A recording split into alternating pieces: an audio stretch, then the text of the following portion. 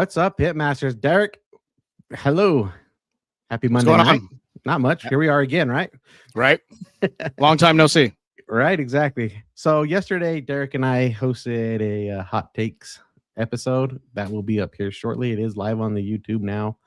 Derek, what did you think about that show? I thought it was awesome. I didn't really have an expectation, but is it weird to say it went better than I thought? Because it was very engaging, and Yes. it was topics and hot takes, if you will, that had been weighing on the back of people's mind or even on the front of their mind. And you'll see it in the threads and the comments and everything that's out there. So I think it was definitely a fun segment to do, and looking forward to future ones. Yeah, definitely. Heck yeah. Well, tonight we're doing a tasting with Fat Plate BBQ. Got some amazing rubs. Unfortunately, my package got stuck. It happens, shipping and all that stuff. It just happens. So I came prepared with some salt and pepper tonight, just in case. So FOMO, fear of missing out. So you're like, I want to be able to get in on this. Yeah. So I have a feeling mine's going to be more peppery and salty tonight. So we'll save your comments for the end then. Right. Definitely. So, yeah, there's not a whole lot of news except for Bullhead going on this weekend. Bullhead, yes, Arizona. SCA and KCBS. Also, we will crown the very first. All right, we'll bring Christy in here in just a second, but we'll be crowning the first entry to the, I guess, first two. We'll bring her in about the Barbecue World Cup. What do you think about this? It's exciting. I think it's something well needed for this competitive culture sport. Yes. I don't know what you want to refer to it as. Yeah, we talked about that on the show. Yeah, you see what I did there? Yes. And so, it's going to liven things up. It's going to make things a lot more competitive for people to get a entry into it, and then it's going to be the best of the best because you've earned your way in, just like any very similar to an invitational contest. So I'm excited to see how this goes. So everybody's prepared for this upcoming year to qualify, and then next year will be the Barbecue World Cup. So we're going to bring in Christy for that, so she can kind of touch on it and explain the ins and outs. Yes, here she is. Christy, welcome to the show. Hey Christy. Happy New Year. Happy to be back. Oh yeah. Happy New Year. Jeez. Yeah, so bring us up to speed. You said you got something new for us, so let's hear it. I have a little bit, yeah. So they are working on making a big announcement. So I know it's been kind of like a trickle effect. And part of the reason for that, first of all, for those of you who don't know, which you should know by now, but Barbecue World Cup is a competition that'll take place in Vegas in 2027. It is a qualifying world championship. So the way the qualification works is that you have to compete at a qualifying event, or there may be some alternative ways. And then you kind of like get a bid and then you get to compete. Well, the reason that they did a kind of a slow announcement at first is because Slaborama, which is coming up this weekend, is a qualifier. So I'll be cooking at that. I know they've got over 50 teams now cooking at that. And then the Lakeland Pig Fest in Florida this month is also a qualifier. So they wanted to at least get the information out there, but there's going to be a big splash about what events are qualifiers and how it's all going to work. That's coming really soon. But some updated news that I have is that they have their website is live now. So if you go to bbqworldcup.com and right there on the homepage, they have a button that you can click on if you're an organizer to add, like, kind of apply to be a qualifier. So many people have reached out to me saying, can my event be a qualifier? Short answer is that there is a council of people who are deciding which events are qualifiers. I'm part of a council, but not that specific committee. And there's different committees in this council, and that council is kind of deciding which events are going to be qualifiers. So they already have the majority of the events, I would say, probably ironed out. But I think that there's going to be some room for more. So they want to make sure that they don't miss something big that maybe somebody perhaps didn't think of. So right there on the website, you'll see qualifier application. So if you're an organizer, go there, fill that out, provide as much information as you can. And yeah, that'll all get submitted to obviously the board as well as the committee members, and they'll see how many spots are still left, because I know it's going to be limited. But if you want even a shot and you haven't been contacted yet, then that's definitely the place to start. Heck yeah, that is awesome. That is awesome. Yeah. $1 million. That is just crazy. And then just to confirm on that, it is GCs and RGCs, right? For the qualifiers? Yes. I believe that's the intent. I don't Okay. want to commit to anything until it's all ironed out. Like, I don't know if some competitions they may go deeper. Like maybe if, if it's like a major, maybe they'll go deeper. Mhm. I don't really know yet. That's Okay. that's the committee that's deciding all that. But Right. my understanding for the regular competitions is yes, GCRGC. Okay, perfect. And then we'll find out later if there's passed down opportunities as well, which who knows? Which for this event, I think I would almost assume, but we don't want to throw it out there. But because your Brad Leininger's out there just stomping 7, 8, 9 competitions a year, right? Right. So it's a world championship, so it's not all qualifiers. It's going to be U.S. based. So exactly. Europe, Australia, that's awesome. America, Canada, all over the place. So. Perfect. And then what are your projections on this? Is it going to be a bigger event than the Jack, but not quite as big as the Royal? Because obviously the Royal has the Opens as well. So is it going to be probably maybe around the same size as the Jack? I think bigger in a more public scale. So if you're talking about team scale versus public scale, I think there's going to be a lot more activities involved on a public scale, maybe similar to the Royal, but still different. Like it's definitely its own beast. But the interactions and the stuff that's in the works, like you guys are excited about the $1 million, obviously. I mean, I am, everybody is, but the rest of the things that are coming along with it are also going to be exciting. So I can't wait. That is awesome, man. That is awesome. Yeah. Well, you guys ready to go taste some rubs? Yes. Yeah. Let's get it on. Let's go get Chris and let's go talk about these the Fat Plate BBQ seasonings.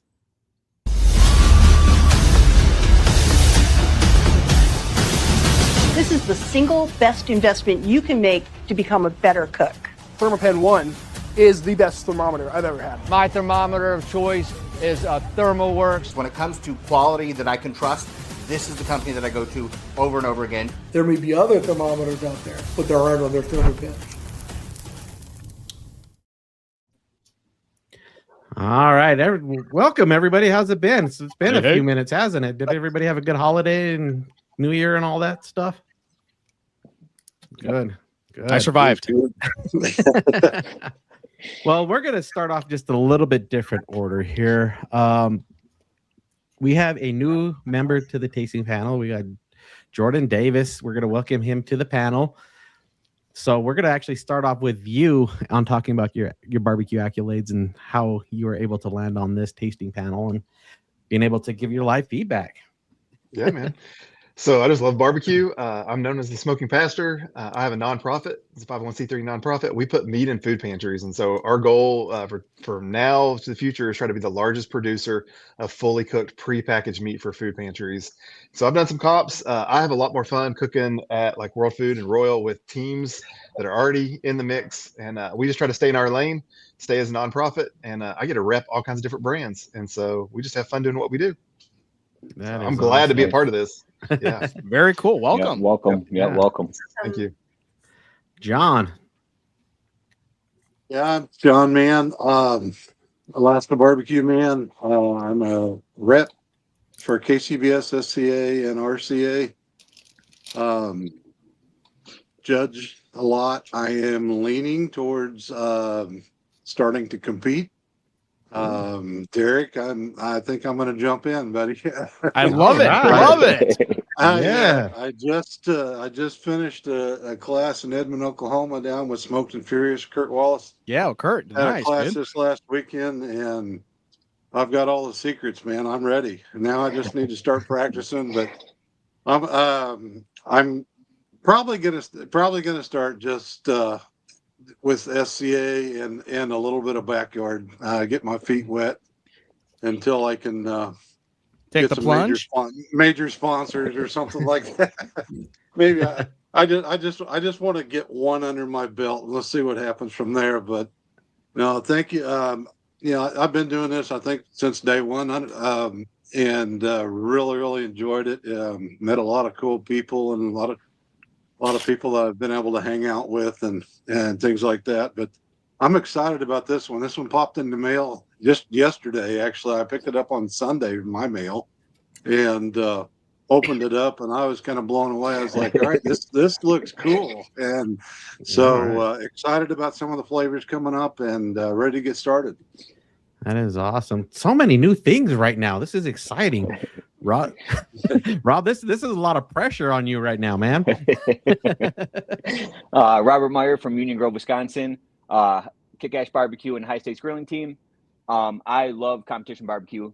I love all things barbecue, but I think, John, kind of what you said is you're going to do one and see how it is. That's what I said. I did one, and now I'm still cooking. I got Famous that one last walk. words, I was right? going to say I got that one walk, and now I'm still. But and that's the thing I love is I've also met so many cool people that have started out as friends that are now family.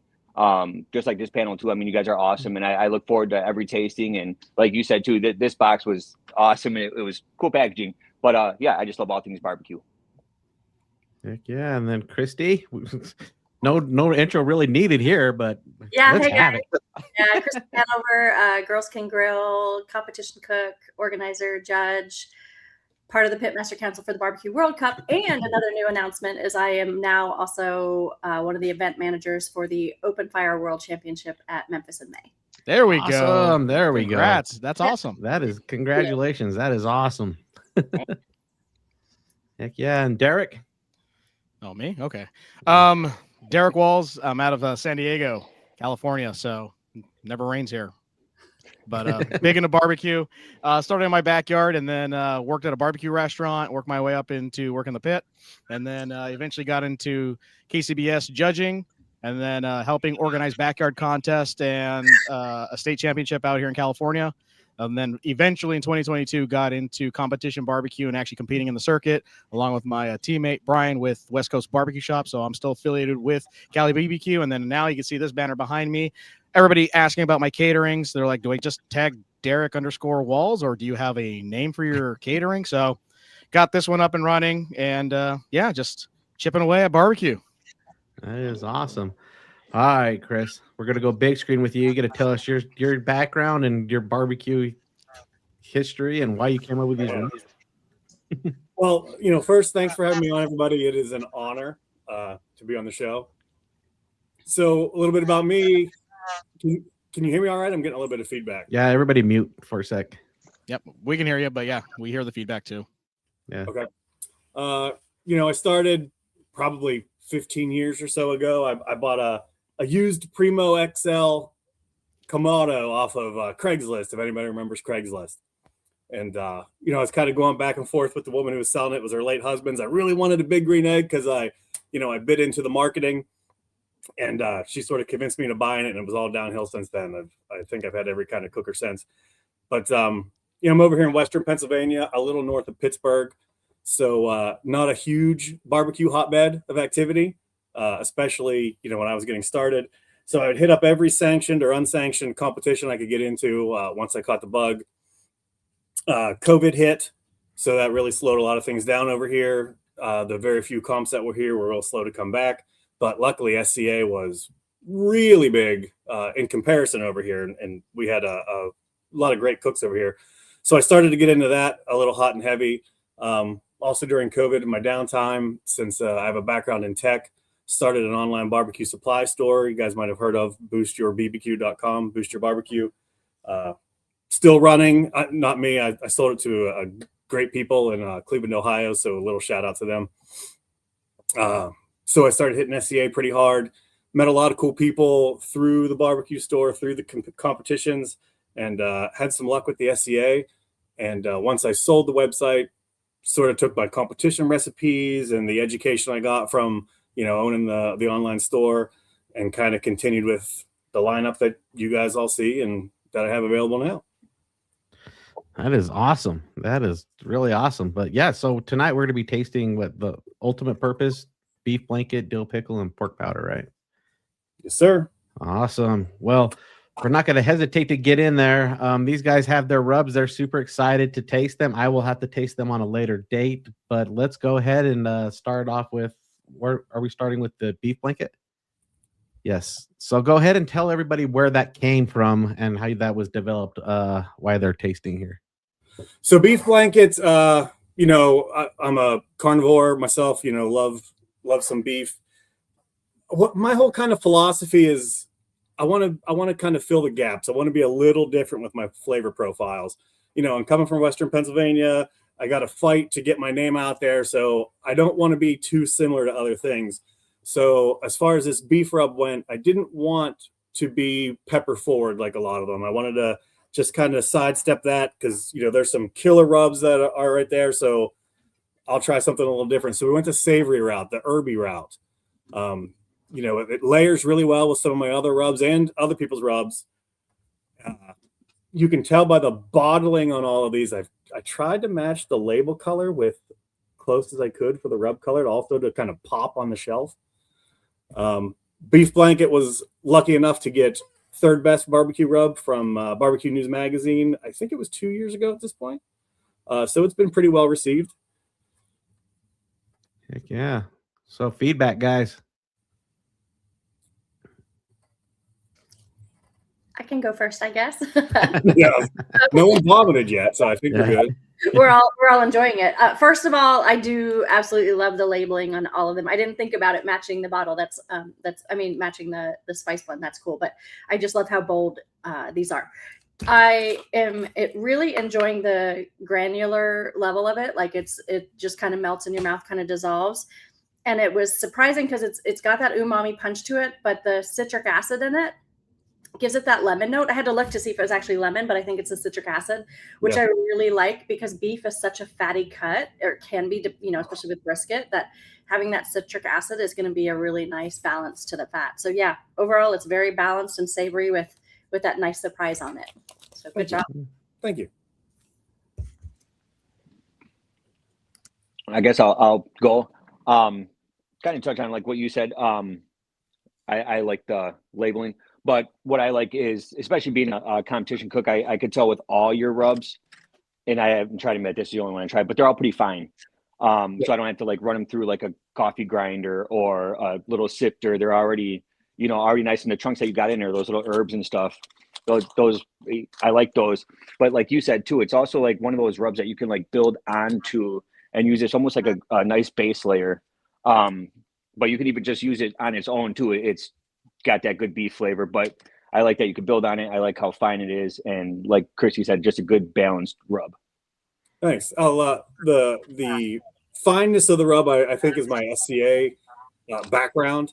Another thing that I thought was really cool that I forgot to mention was Beef Blanket was part of the recipe for the first ever double perfect score in SCA history.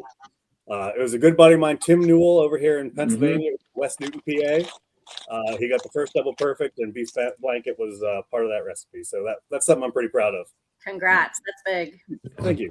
Hey, just Rob, are you outside? Is it cold? Are you just trying to show off being from Wisconsin? Because it looks like you're cold and there's some. It is cold. I'm in the garage. Right? I don't have the Okay. heater going. Otherwise, it'd be a little noisy. But yeah, I'm in Wisconsin. It's cold. Okay. So All right, I'm out in the garage. I can see it on the camera. I'm like, man, he must be freezing. I thought it was AI. Yeah. Nope. Jordan. That's what I think. I think my garage is like 32 right now. I'm like, it's cold in here. Yep. I first, you know, I'm more of a creative dude, as you all get to know me. So the first thing I noticed was the color matching the labels. I was like, as soon as I opened, I was like, I love that. And the herbs in there. You know, for me, a lot of it's color, so I can't wait to get the pork because I want to talk about it. But the herbs, and then I think the herb and the lemon, I tasted it too. I looked to see if it had lemon in it, and I think like I think so many beef people just try to go straight for brisket, and I immediately was tri-tip. I'd love to put this on a fillet right now. Yes. Like I love that. You're not designing off just the big pieces of meat. It can go on everything. Yeah, it's good. It's really good. Thank you. When I first opened it, I noticed the chunks. I call it Montreal steak seasoning, the bigger, chunkier pieces, and I like that on a heavy piece of beef. I'm thinking prime rib to me. Using it on a nice prime rib, getting a good crust out of it.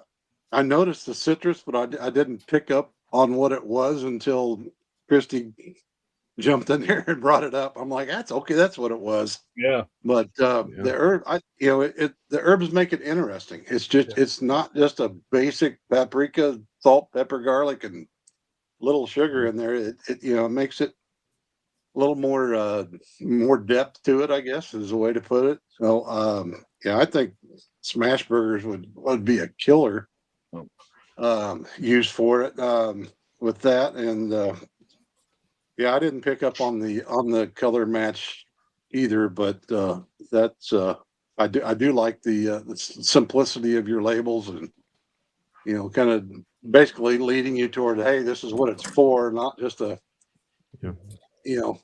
it out there and have to turn the bottle over to figure out what type of meat you're going to use it on, right? Yeah. So That's a great nice point. shot with that. That's exactly what I try to do with the names, with the the alliteration, the double consonant sound. Yeah, thanks for pointing that out. So I like the use of the word blanket too. That's cool. I like that. Right. So John, you didn't listen to the podcast today. Do you really, really like prime rib? That was a hot take. That was a hot take. So, I didn't listen to all of it. I was trying to get on there live, but I wasn't able to. But I did listen to a little bit. I of it do think recorded. he is the oldest one on the panel too. You see that, Anthony? oh yeah. Oh, Am that I- kind of goes with the hot take. Yeah, I guess I am. I don't know.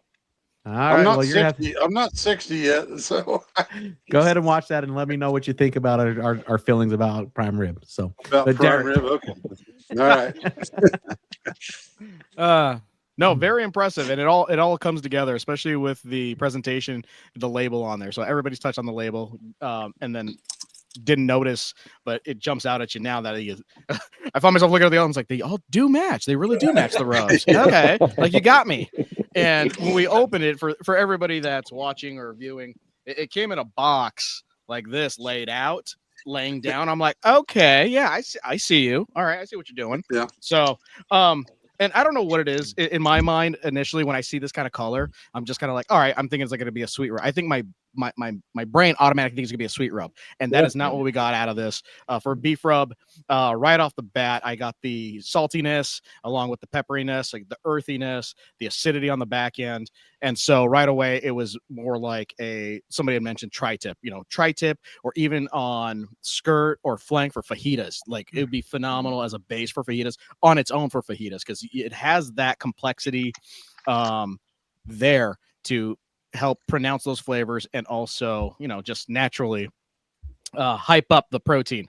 So somebody else had mentioned as a great base layer, I could definitely see that to help contribute to layering of flavors. But yeah, right off the bat, tri-tip, Tres Major, something along those lines. I'm making tacos with it, something with some punch, even like you mentioned also the filet, I could definitely see that. So nice work. Yeah, thank you. Thank you. Definitely. Well, all right, we on to pork powder. Is that where we're at? Let's do it. All righty, Chris. What was the reasoning behind this, and how did you come up with this one? So pork powder, the first iteration of it, I called pork and poultry powder, but that's quite a long title to fit on the label. It's probably the most traditional of the lineup as of right now. It's sort of an ode to what you would expect on a competition level pork rub, but just dialed down a little bit. Not super sweet, more for everybody than just comp stuff. But it's everything you would expect, but also I kind of formulated it for a really nice bright red color. If I'm making pork at home, a rack of ribs, a pork butt, I really want that nice bright red pop. And I think we've accomplished that with that. Pork powder, it was also, I think, 8th place in the National Barbecue Association for chicken, their awards this past year, I believe. And we've had some comp teams on the East Coast do really well with it. And a couple of teams placed in the Jack using it on their pork last year. So nice. Nice. Who wants to go first on here? I can jump back in again. I'm pleasantly surprised. Honestly, I opened it and I could see like the sugar in it. So I was really expecting something super sweet, and it's the opposite. The sweetness is in the back just to balance out everything, but there's a touch of heat to it, but not anything offensive at all. A touch of heat, but really, really more savory and like satiating in the back of my mouth than I expected. So yeah, it's one that I can go back for over and over, where it's some of them you're like, okay, that was good to taste, but Yeah, it's a little bit addictive. And color, you nailed it. Like color is really important for me too when it comes to pork. And so yeah, this is nice. Good job. Thank you. I could see when I first opened it up, I also saw the sugar in there and was kind of expecting it to be really sugar forward, but I appreciate the use of the brown sugar. To me, it gives a more depth to the sweetness and not just sugar, smack you in the face sweet. It gives it just a little bit more of I'm losing my words here, a little more depth in the sugar side of it. But the pepper, I think it's a perfect balance of sweet and heat. It's not too sweet. It's not too hot. I think, putting this on, liberally on a pork butt would be perfect with it. And then, finishing on after you pull it with more, I think it's just going to come across. Now the chicken, I'm not typically a fan of a lot of sweetness on chicken personally, but I think it would definitely, the color would be perfect for to help out with the chicken. So I'm looking forward to trying it more on pork, but I definitely would give it a shot on the chicken too. I think the color is what got me immediately. So you'll learn fun facts about me, but I cook about 6,000 pounds of pulled pork a month. So I am a pork. I go through a lot of pork seasoning, and there's not many that are well balanced all the way around. And I'm a big guy, so based on what we do, we pull a whole bunch of pork at once. We add seasoning to it as we put juice in it because we're cryovacuuming so much that's going out. And so I can't wait. I'm putting pork butts on tonight. So this is going to go on some tonight, out the door for free for what we do. But it puts that color in that just lets it set apart. And for me, sitting on a shelf in a food pantry, that color is going to pop in a glass case and it's going to make people want it. So I love it. It's so good. Well, I'll tell you what, if you like it, hit me up after this and, we'll work something out for the food pantry, if you want it in bulk for whatever reason, yeah, it'd be awesome. Yeah.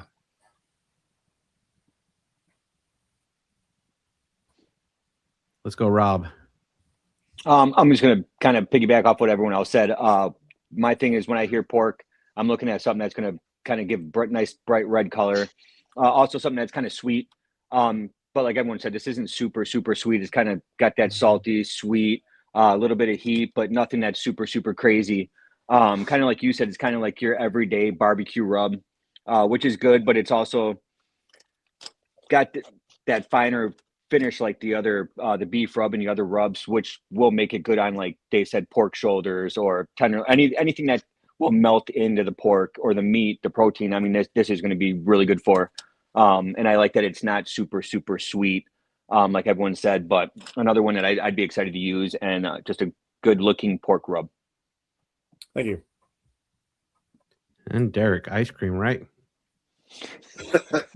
I had to take myself off mute. Yes. I almost say ice cream, but yeah, I'm trying to be better about it. New year, new me. No, not true. No, very well balanced. And especially just like everybody's touching on that color. So, we like to see in competition that nice mahogany, that depth to it. So being conscientious about that. Some people don't recognize that when they're seasoning up pork or pork butts or ribs or things like that. That's one of those things I like to see after I see it and let it sweat for a little bit, let it sit on there, is that nice color. So you can definitely see that with this. Right when we opened it, I was looking already at texture of the granules. So you could already tell there's a difference. It is fine, but it is not the same as the beef blanket. So I can see the brown sugar in there, but the other granules, I wanted to say they were honey granules, but I might be mistaken just because it does say that you do have a brown sugar base, it looks like. Yeah. But yeah, you got the little bit of heat on the back end, so it definitely kicks things up a little bit. So it's not your standard sweet pork rub. You know what I mean? But no, it's definitely. I want to try this on pork. I really do. and to hear, somebody throwing pork butts on tonight, it's like, I kind of want to do the same. Sweet. All right. So where we at? We at the ultimate? Is that where we're going? Unlimited purpose. Or the unlimited, sorry. Yep. Unlimited purpose dry rub. So go ahead and give us a background about this one. So the unlimited purpose and the dill pickle are probably my personal favorites. I was hesitant to make an AP style rub because everybody has one. So why throw another one out there? I mean, so I did my best to be a little different. You know, I threw in, you know, some things that I thought, I don't know a better way to put it, you know, some comp tricks, you know, maybe a little celery seed in there, you know, to make it pop and, you know, maybe even contribute better to the smoke ring. You know, we've had some really good luck with that on the comp trail over here on the East Coast anyway. Personally, I mean, this sounds cliche. Everybody says it. I literally use this on everything. I just think it's a great AP with just a little extra level to it. Pairs well with the pork powder and the beef blanket, and it also, I think it got 8th place in either the MBBQA or Barbecue News magazine also last year. Very nice. I'm going to make a comment just on the visual aspect of everything. Please. Thank you for using a white cap. I have hundreds and hundreds of bottles. They're red or black, and I can never find a rub fast enough when I'm like, oh, where is that? And I'm looking at all these caps and trying to dig through there, but the white one will stand out. Yeah. So I put a ridiculous amount of thought into how these bottles look. Yeah. So the white cap is even if you game hate changer. them, you're not going to miss them. Right. Well, you can mark them too if you want to, you know, Yeah. right on the top of them instead of Right. having to put tape all over everything. Yeah. Chris, you want to start us off again? Sure. I like that this is a finer rub.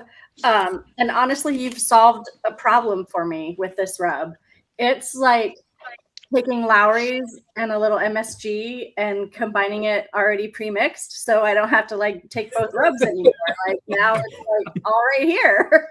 I am a Are fan you of the using MSG. this weekend? Are you going to be putting this on something this weekend? Maybe, and honestly, Oh man.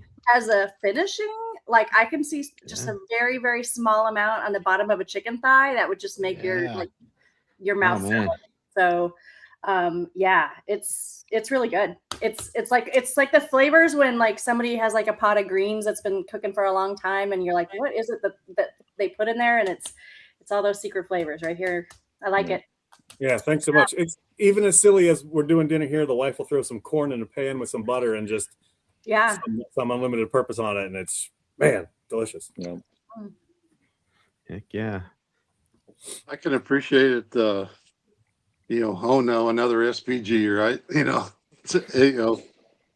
but it's got depth. Like you kind of took it right out of my mouth when you said that it's SPG and something else. You know, the extra spices that you've added to it have given it more depth. You know, it definitely is SPG heavy. MSG, we all love it. You know. Like to quote Harry Sue, we all love it because it's actually in breast milk. I don't know if that's true or not, but that was one of the classes he taught.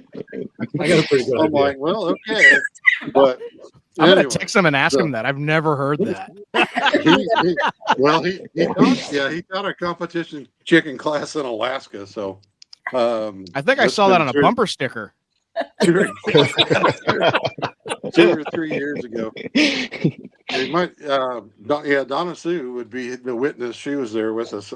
So anyway, but complex but really, really versatile. I can see it used on popcorn.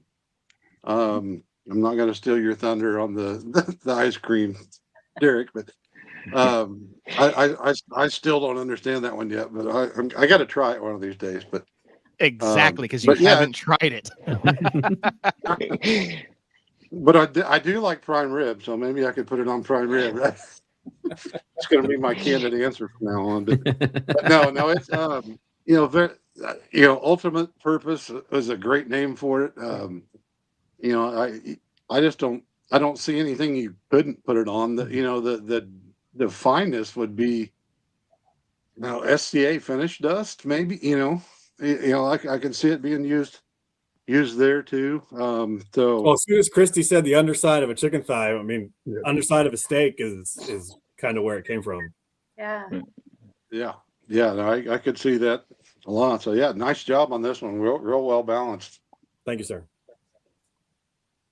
I think that bite sneaks up on you at the end. Like you don't feel it at first, and you're like, "Oh, I like that." It's just got that good aftertaste. I immediately thought fire, roasted potatoes, open fire, and then throwing in some butter and rolling it in that. I would love some potato skins in that.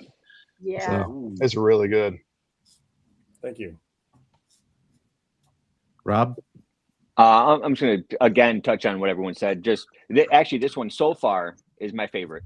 I like the beef blanket, but so far, and kind of like John said, when you hear an AP, you're kind of like, oh man, another AP. But I feel like lately, the APs have been pretty good, and this is one of those that it's like, all right, this one I'll put to the side because I know I'm going to use this for something. And I like the mouthfeel. Again, the size of the granules in there, I like. The taste, it's just like I said, this one's probably one of my favorite. And speaking of SCA, I'd put this in either in like a butter mixture or even blending this, maybe a 50-50 mix and using it as like a finishing through a thumb grinder. But yeah, this one I think is my favorite so far. Very good. Thank you, Derek. Yeah, everybody hit the nail on the head with this one. Not an SPG that I thought I was gonna, when you say an all-purpose, I was thinking SPG, and that's not what I got. Very fine. I saw it as more of a finishing. So yeah, if I'm trying to impress somebody with one bite with a steak or prime rib just to elevate it, this would be the one. It's like, hey, just give it a little kick of this, and you're gonna see a difference. Garlicky, oniony, and buttery. So like we're talking about here, like going with steak or potatoes, it's like you have that there already setting it up, and it's just going to complement those. So right there in the bottle, it does so much. And then layering it with the pork or the beef, especially the beef. Yeah. Beef blanket as a blanket layer. And then you're going to finish it off with this. That's a winning combo. I'm excited for that. So that's something I really want to try. So no, that one's really phenomenal. Thank you, sir. Heck yeah. All right, the last one of the evening. We're talking about dill pickle. Boy. Oh man, this is there's things in the barbecue game that just need to be elevated, and I'm a huge fan of the dill pickle in barbecue because I make my West Coast Twinkies with a pickle in the middle of the sausage roll and bacon. It changes it. So I got a hot take. Not everybody likes pickles. Right? Yeah. Right. Oh, yeah. And I hear about it too. Yeah. Let's talk about where this came from. This particular rub, I should hesitate to say this before you guys give your feedback, but you love it or you just hate it. I mean, 50% of the population seems to like dill pickles and the other do not. Jordan, I think you might unofficially have some experience with this guy right here. Okay, so you got me. I'll tell that story in a minute. So, like I said earlier, my goal is sort of kind of to fill the gaps. And when I was doing SCA, a lot of wing ancillaries. So the wheels are turning. Let's see what can we do that's just different. At the time, I had the Boost Your BBQ website. I was working with Boggs Hogs, who was RGC at the Jack last year. And they started using it in their wing ancillaries, got a couple of first place, and I've sort of evolved it since then. Really proud of this one. It's crazy versatile. I make my own ranch dressing. I put it in. We do dill pickle chicken wings, on the open fire or in the deep fryer. Really good. Kind of unofficially, I'm working on a Nashville hot pickle chicken sauce. It's a great way to add dill pickle flavor to anything without adding any moisture, without watering anything down. So incredibly unique. It's my favorite. It's my baby, but I'm ready for you guys to kind of let me know what you think. Here we go. We'll start out with Christy. So yes, super unique. And as soon as I opened your box, this is the one I was most excited to try. Oh, because, good. like you said, I was like either gonna love it or hate it. Somehow you have managed to capture a kosher dill pickle in it. I don't know how you did it. I expected it to be like a little dilly, like some salmon seasoning, but it's like you have the salt level that you get from a brine. you have the herbs without it like being crunchy herby because it's still a really fine consistency. Like it's surprisingly like dill pickle in a really good way. Oh, that makes me so happy to hear you say that. And I'm a sweet pickle girl, but I feel like I would use it on like homemade potato chips or French fries. I think you could do that with it really well. I don't think I'd use it a lot, but I do think you could do like a dip, like you said, like mix it with sour cream and mayo and all that kind of stuff. And even I would like to try it on some salmon, on some seafood. Yeah, it's a unique one, but you captured it like somehow. It's not too soft. It took a long time to get that just right. I really appreciate the kind words. Yeah, you bet. Well, Christy, you stole my thunder. Yeah, I was going to say, John's actually bouncing around back there. I saw that. I was like, oh, she beat everybody to it. All right. So being from Alaska, my favorite fish is halibut also. And it's the non-fishy fish, right? So even if you don't like fish, you still like halibut. And my favorite way is baked halibut with a dill sauce on it. And that's the first thing that popped in my head when I tasted this. I'm like, oh, this would be perfect to mix it with some cream and make the dill sauce. So I agree with you, Christy. I am a dill pickle fan. I eat them whole as, almost like a pregnant lady sometimes, right?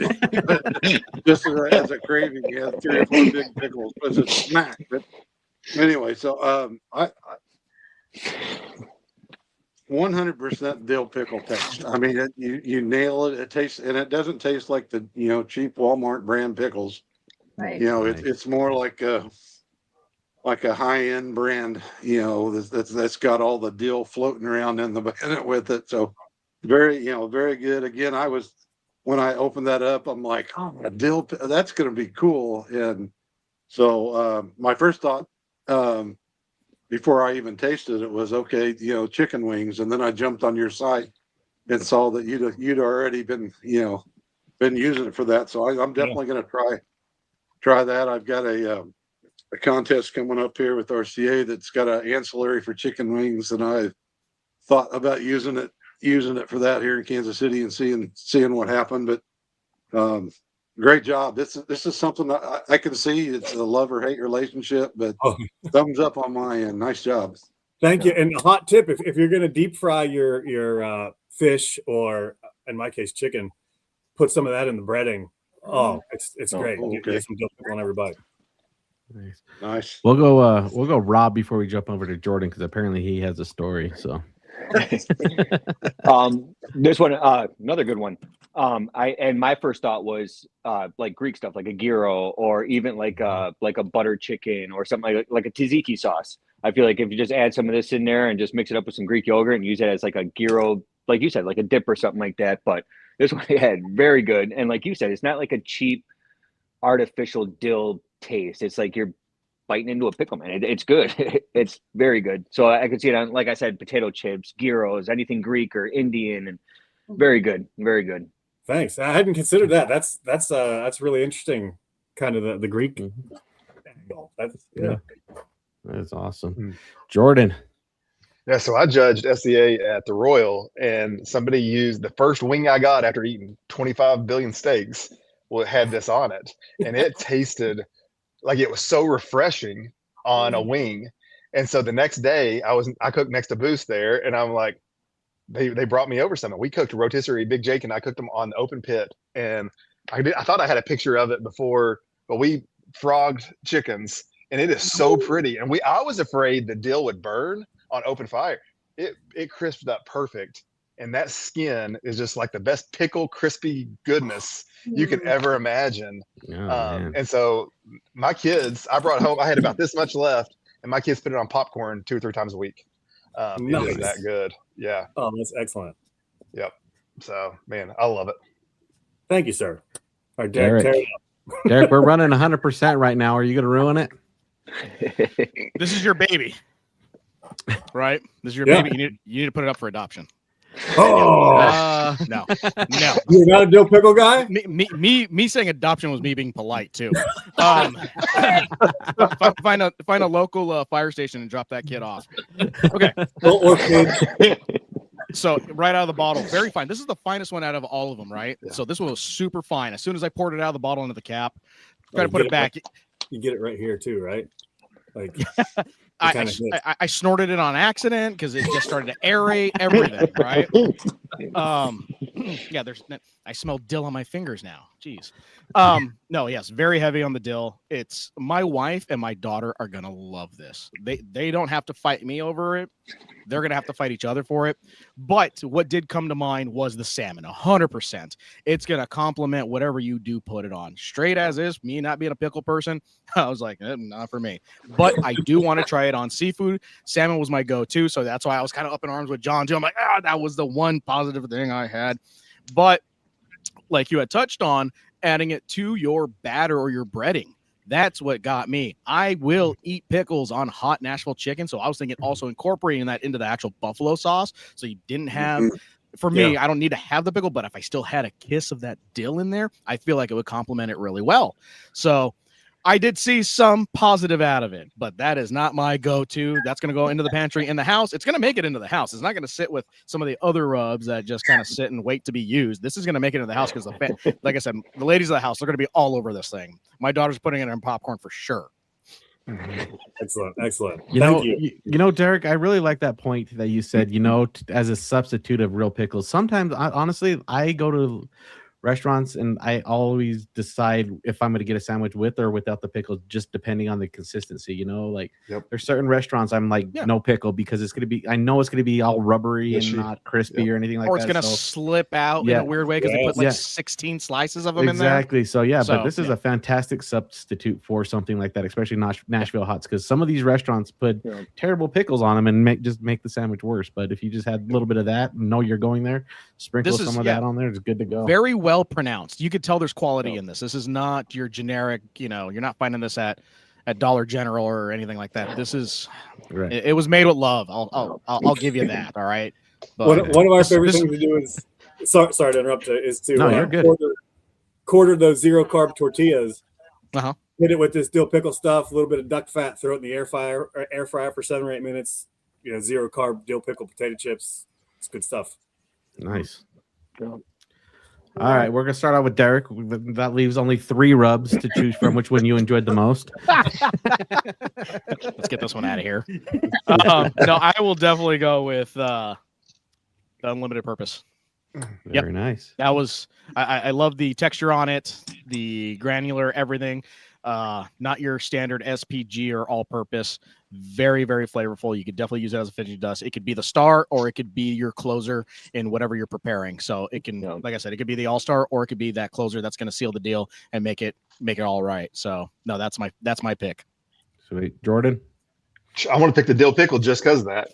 No, this just because, I just do so much meat that I see so many seasonings. I love the stuff that stands out different.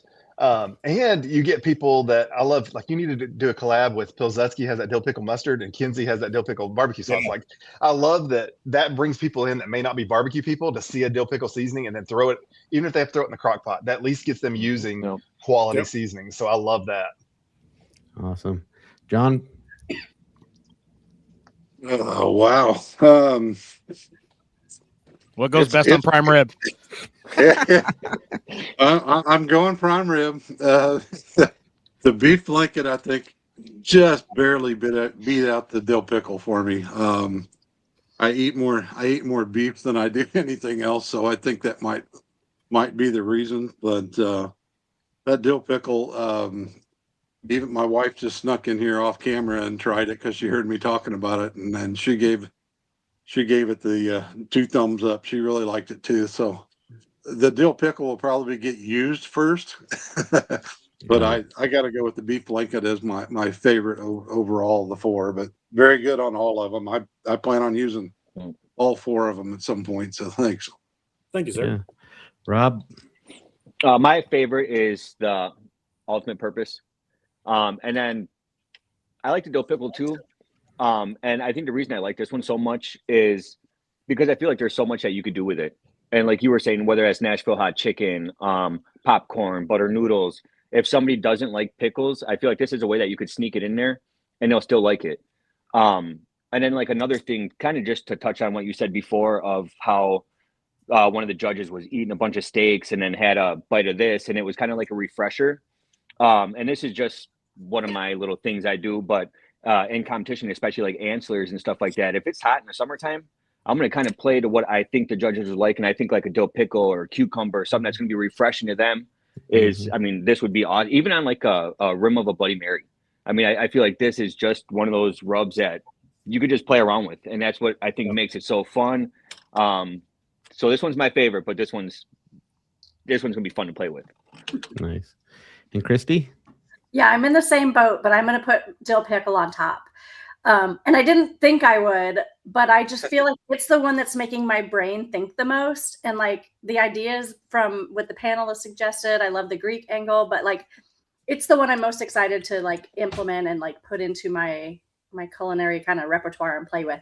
I do think the unlimited purpose is going to just be on my counter now, like next to everything. Just like I have a can of Tony's and salt and pepper.